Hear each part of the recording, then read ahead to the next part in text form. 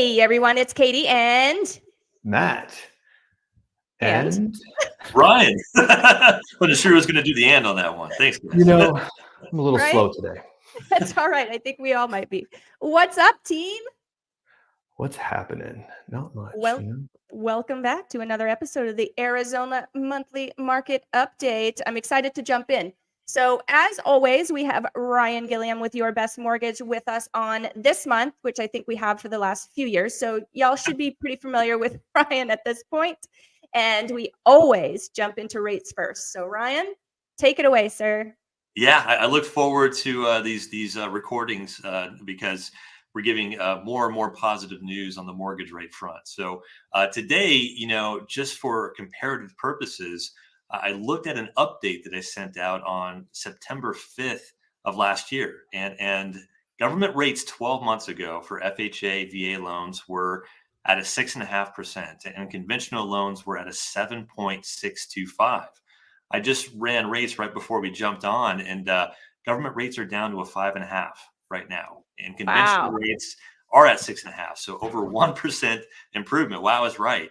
Yeah. So, a big reason for this, as we talk a lot about with these updates, is the drop that we've had in inflation.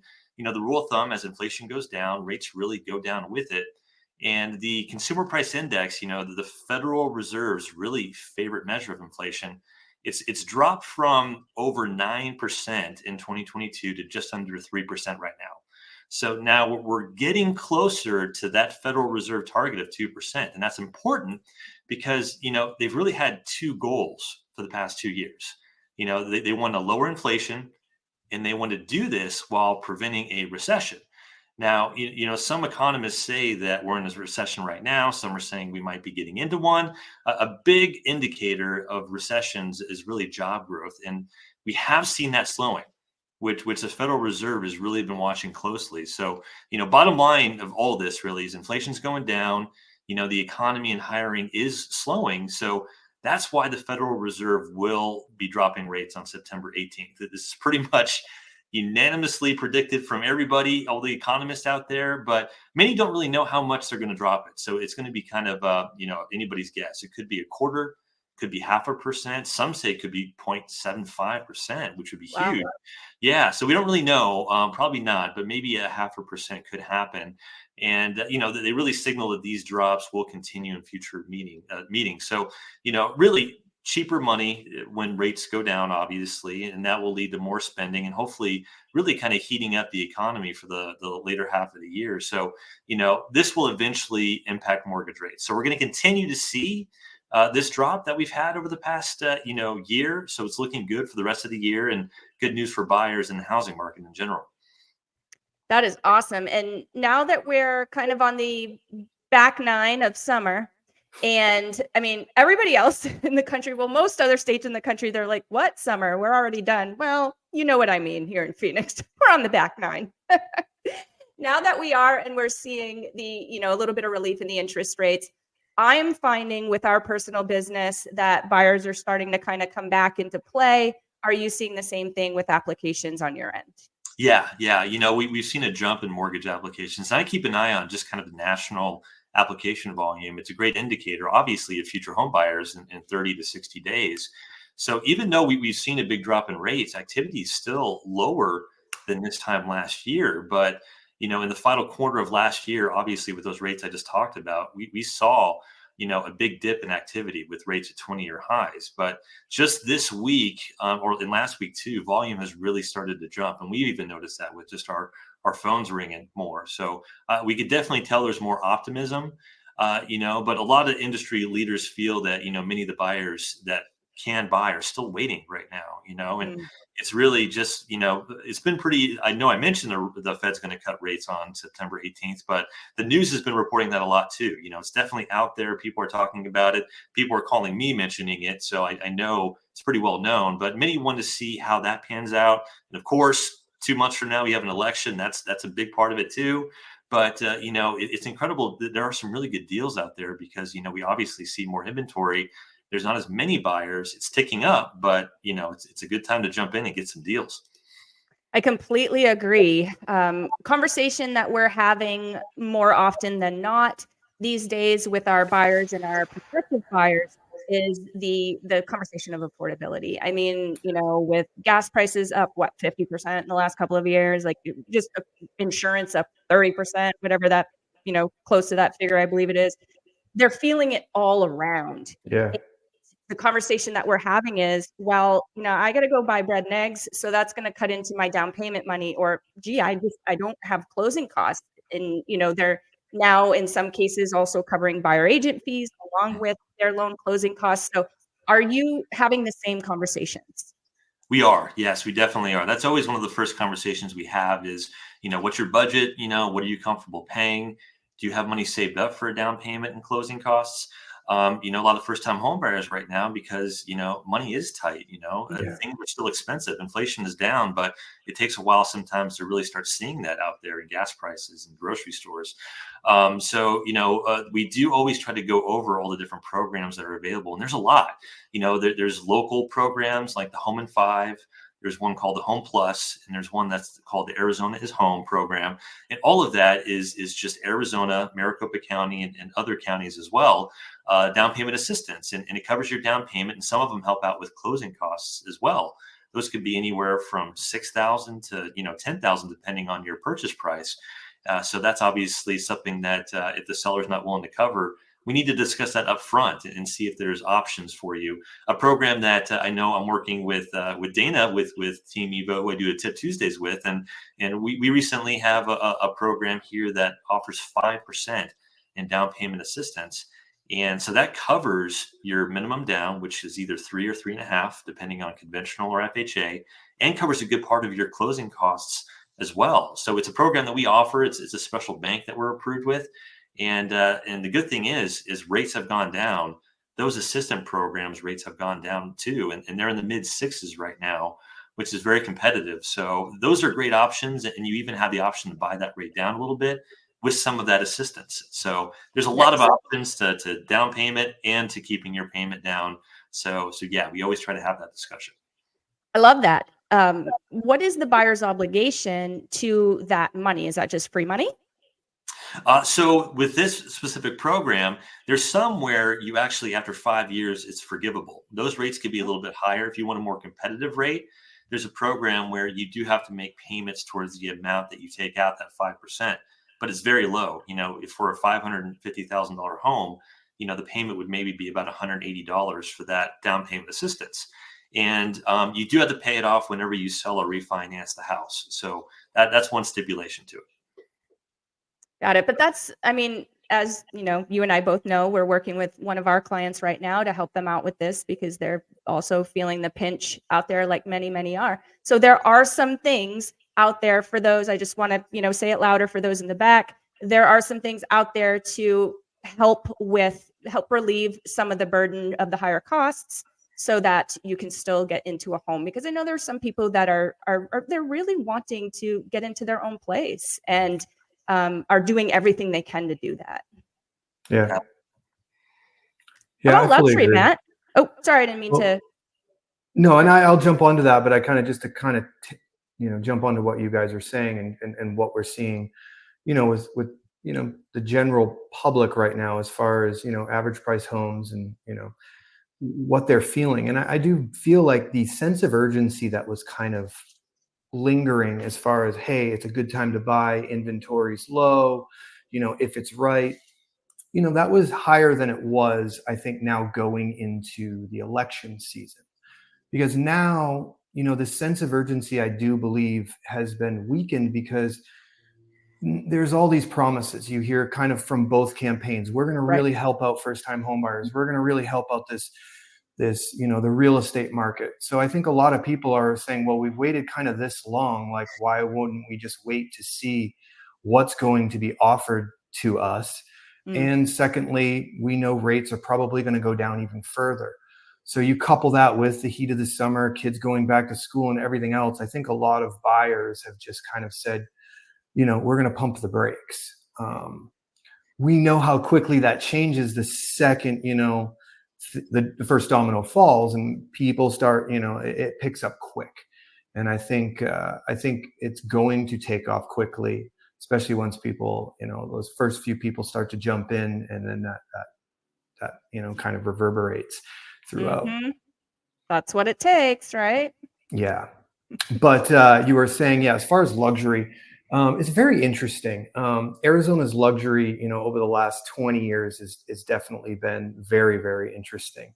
Very. And how it's changed and what it's really become. It was, prior to 2020, most of luxury was like secondary residence.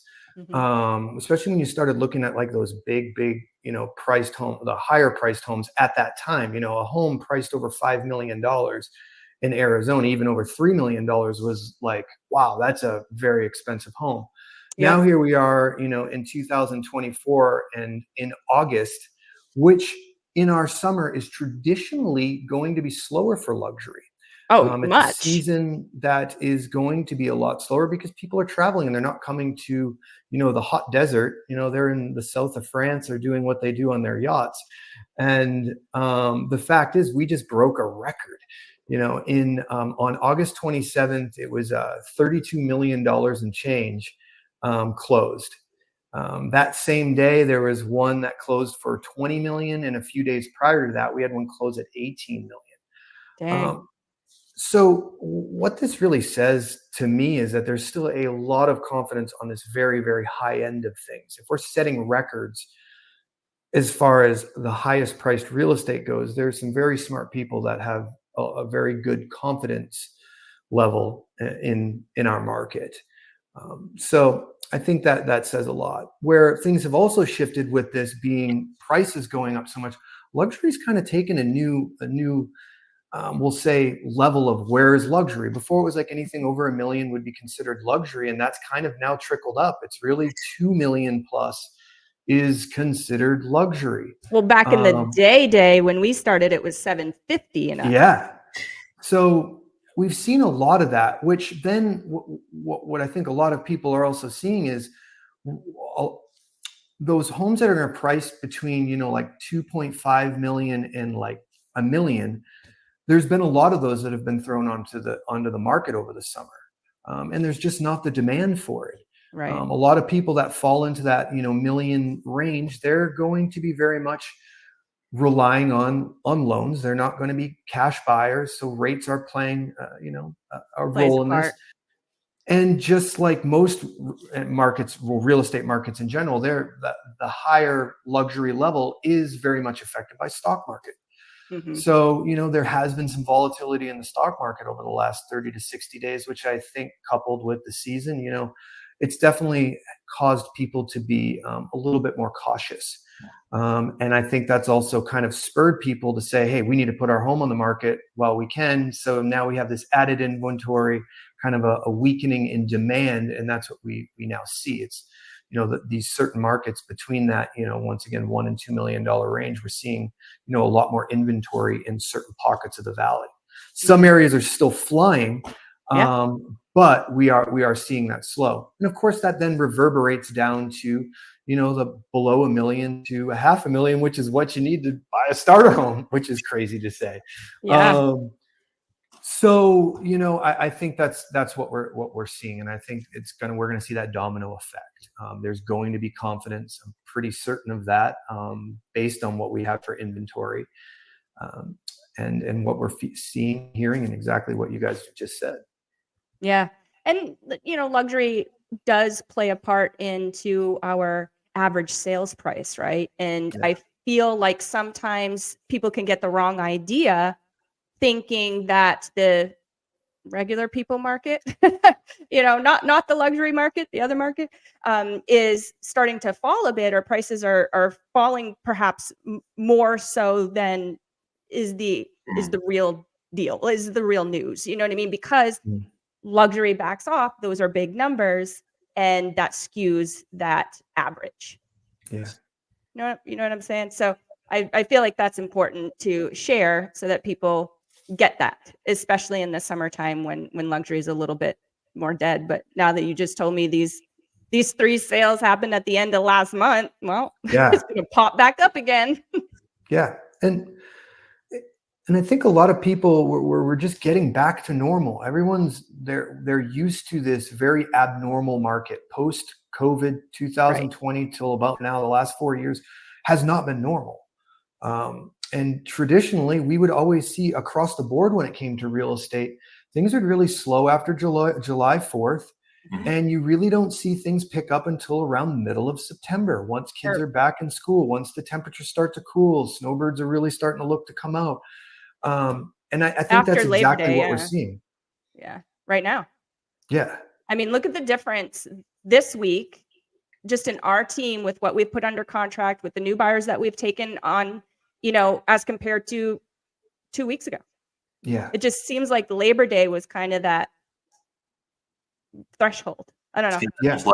Yeah, I've definitely seen things get hotter, even with the weather. I know we're having a weird week. It's definitely doesn't feel like September right now in Arizona. So, but I know, Matt, you mentioned kind of like a more normal market, and I was looking at the numbers. National inventory, it looks like it's about 884,000, and that's getting close to the pre-pandemic levels. And just to reference, just nationally, we were all the way down to 350,000 in 2022. Which is extremely low. Insane. And yeah. So, and when you look at average mortgage rates throughout history, and usually it is kind of in that high 4s, mid 5s, which we're kind of getting closer to, and conventional might be hitting that here by the end of the year. So it'd be nice to get back just to a normal market, because it's been all over the place the past 3 years. Yeah. It really has. And, some seasons, I know we've talked about it on a previous episode, some seasons we've seen like 3 different markets in the same season. It's definitely been crazy. But I'm glad that things are settling into, our rhythm, our more natural rhythm that we're all used to, that we've been used to over the couple of decades that we've been working, right, guys? It's crazy how time flies, isn't it? Really is. Aging myself. Yes, 2 decades. Awesome, guys. Well, thank you again for being with us and for providing your very valuable insight. I appreciate it so much. If you guys want to check out any of our previous episodes, I always like to give you a little dare. Go back a year from now and see if what we said came true. That's always fun. You can hop on over to our YouTube channel. It is at Team Evo AZ. That's our handle. The very first playlist is the Arizona Monthly Housing Market Update. So it's front and center. You should be able to find that very easily. If you prefer the podcast style on your favorite podcast platform, do a quick search for Arizona Real Estate Radio. I almost forgot, guys. But it is. I promise. It's Arizona Real Estate Radio. Do a quick search for that, and there you will find us. Until next time, friends. Bye, everyone. Thanks, guys. Bye.